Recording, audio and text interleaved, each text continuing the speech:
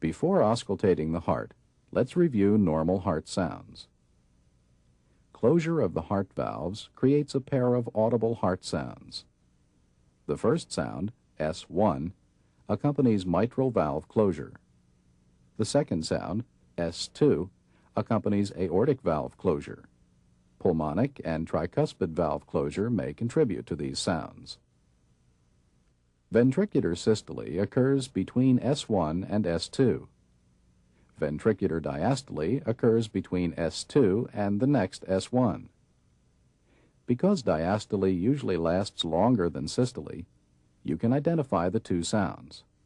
1, 2, 1, 2, 1, 2.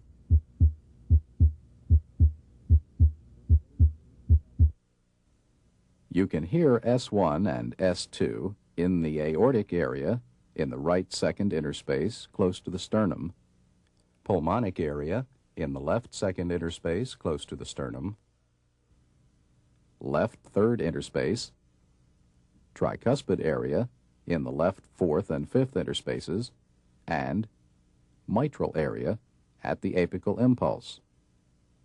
The aortic and pulmonic areas together are sometimes called the base of the heart.